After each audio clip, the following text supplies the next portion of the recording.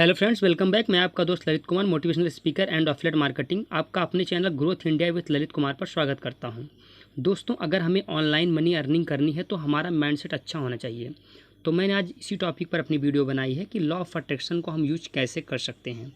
आकर्षण के नियम के अनुसार आप अपने जीवन में पॉजिटिव और निगेटिव चीज़ों को अपने विचारों और कर्मों से अपनी ओर आकर्षित कर सकते हैं। यह इस सिद्धांत पर आधारित है कि सब कुछ ऊर्जा से निर्मित है, इसलिए जिस प्रकार की ऊर्जा आप छोड़ेंगे वही आपके पास वापस लौटेगी। अगर आप ब्रह्मांड को अपनी इच्छाएं बताने के लिए आकर्षण के नियमों का इस्तेमाल करने के लिए तैयार हैं, तब पॉजिटिव माइंडसेट का निर्माण करके शुरुआत करिए। इसके बाद अपने लक्ष्यों के लिए कर्म करिए और असफलताओं का सामना अच्छे एटीट्यूड से करिए। पॉजिटिव माइंडसेट बनाना, आप अपने जीवन में क्या चाहते हैं उस पर फोकस करिए, ना कि उस पर जो आपके पास नहीं है। मान लिया आपके पास पुरानी टूटी हुई कार के बारे में आप मत सोचिए, उसकी जगह कल्पना करिए कि आप नई कार चला रहे हैं। इससे फिर फोकस उस पर जाता है जो आप अपने जीवन में लाना चाहते हैं, बजाय उसके जिसे अपने जीवन से हटाना चाहते हैं। इससे ब्रह्मांड को एक संदेश जाता है कि आप चाहते हैं कि आपकी आशा अच्छी चीज़ों के होने की है। इसके पीछे विचार यह है कि आप जिस बारे में सोच रहे हैं वही आपका अपने जीवन में चाहते हैं। इसलिए अगर आप सोचते हैं काश मेरे पास एक ऐसी कार होती जो बार बार ना बिगड़ती, तब भी आप अपनी पुरानी कार पर ही फोकस कर रहे हैं, ना कि नई कार पर।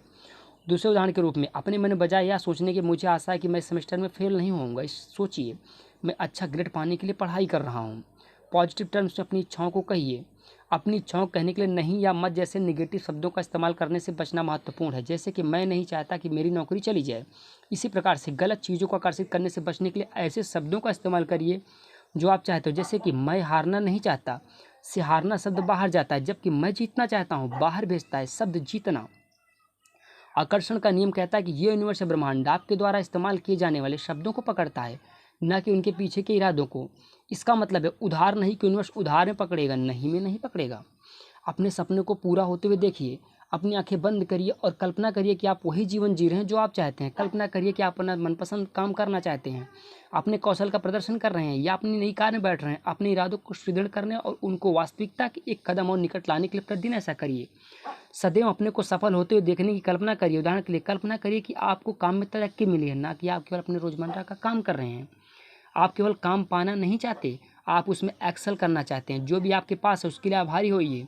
अपने जीवन की अच्छी चीज़ों के लिए आभारी होने से आपको अपना जीवन अच्छा लगता है, जिससे आपके पॉजिटिव माइंडसेट को समर्थन मिलता है। जीवन की अच्छी चीज़ों के बारे में आभारी होने से आपको अपना जीवन बेहतर लगता है, जिससे आपके पॉजिटिव माइंडसेट को भी समर्थन मिलता है। जिन चीज़ों के लिए आप आभारी हैं उन्हें जोर से कहिए या एक आभार जनरल बनाकर उसमें आप उनको लिख डालिए। इसके अलावा लोगों से उन अच्छी चीज़ों के लिए धन्यवाद कहिए जो उन्होंने आपके जीवन में शामिल किए। जैसा कि हर सुबह जब आप बिस्तर छोड़ते हैं उसके बाद 3 ऐसी चीज़ें लिखिए जिनके लिए आप आभारी हैं। इससे आपको अपना दिन अच्छे मूड में शुरू करने में मदद मिलती है। अपने तनाव का स्तर को कम करने के लिए प्रतिदिन कम से कम 5 बार मेडिटेशन कीजिए। इससे क्या होगा, इससे आपके शरीर को थोड़ा राहत मिलेगी, आपके मन को थोड़ा राहत मिलेगा।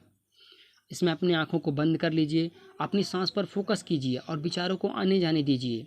इससे करके आप अपने शरीर के स्ट्रेस को कम कर सकते हैं। अपनी चिंताओं की जगह ऐसे विचार मन में लाइए कि जैसे जैसे चीज़ें ठीक हो सकती हैं। चिंता आपसे वह प्रदर्शित करवा सकती है जिससे बचने का आप प्रयास कर रहे हैं।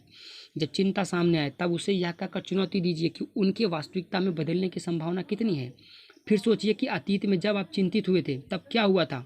उसके बाद सोचिए कि आप जिसकी चिंता कर रहे हैं अगर वह वास्तव में हो जाए तो बुरे से बुरा क्या हो सकता है। आपको संभवतः एहसास होगा कि लॉन्ग रन में आई कोई इतनी बड़ी बात नहीं। जैसा कि मान लीजिए आपको चिंता है कि प्रेजेंटेशन के दौरान आपको शर्मिंदा होना पड़ेगा। ऐसा होने की कितनी संभावना है? क्या पहले कभी ऐसा हुआ है? अगर आपसे गड़बड़ हो ही गई तब क्या उसमें सचमुच कुछ बिगड़ेगा? क्या यह 1 साल के बाद आप इसकी याद भी रहेगी? आपको शायद वास्तव में समझ आ जाए कि आपकी चिंता वास्तव में कितनी बड़ी बात के लिए नहीं थी। इससे आपको यह भी सोचने में मदद मिलेगी कि आपका जीवन अगले 5 से 10 सालों में क्या होगा। जिस चीज़ के लिए आप चिंतित कर रहे हैं, आप चिंता कर रहे हैं, तब क्या उसका कुछ मतलब भी होगा? शायद नहीं। जैसे कि आपके सिस्टम में फेल होने को लेकर चिंतित हो सकते हैं, मगर ऐसी संभावना नहीं है कि 5 साल बाद आप दोबारा टेस्ट नहीं दे सकते। आप और टेस्ट दोबारा भी दे सकते हैं, बट अपने स्ट्रेस को कम कीजिए। स्वयं को पॉजिटिव रहना सीखने का समय दीजिए, क्योंकि यह काम कठिन हो सकता है। शुरू में आपके लिए अपने मन पॉजिटिव रखना कठिन हो सकता है। निगेटिव विचारों का आपके आसपास लौट कर आना स्वाभाविक है, मगर जानबूझकर निगेटिव विचारों का सामना करके आप स्वयं को पॉजिटिव पर फोकस कर सकते हैं। उनको स्वीकार करिए, नकार दीजिए। उसके बाद उसकी जगह कुछ पॉजिटिविटी लाइए। अभ्यास से समय के साथ साथ आप अधिक पॉजिटिव हो। जैसा कि आप सोचते रह सकते हैं कि मैं इतनी मेहनत करता हूँ मगर मुझे उसका कुछ परिणाम मिलता दिखाई नहीं देता। स्वयं को एक पल के लिए सोचिए, रोकिए, सोचिए, समझिए आपका विचार क्यों आ रहा है। फिर इस लक्ष्य की प्राप्ति के लिए कोशिश करते रहिए। आपको जो पॉजिटिव अनुभव हुए हैं उनकी गिनती करिए। मानिए आपके पास कुछ नया होने वाला है, आप कुछ नया पाना चाहते हैं, आप कुछ नया कर रहे हैं, ये कहिए I can do it, I can do it, मैं कर सकता हूँ, हाँ मैं कर सकता हूँ, yes I can do it.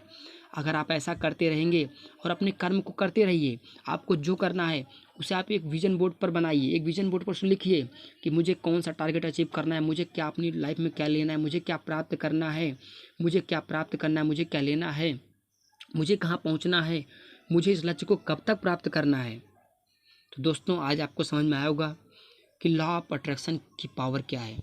तो आशा करता हूँ आपको वीडियो अच्छा लगा होगा। अगर आपको वीडियो अच्छा लगा होगा तो इसे लाइक करिए, कमेंट करिए, शेयर करिए। मैं आगे भी आपके लिए ऐसी ज्ञानवर्धक वीडियो लाता रहूँगा। और मेरा जो चैनल मनी ऑनलाइन का है उसमें भी आपको मैं growth India with Lalit Kumar पर अच्छी अच्छी टॉपिक्स बताता रहूँगा।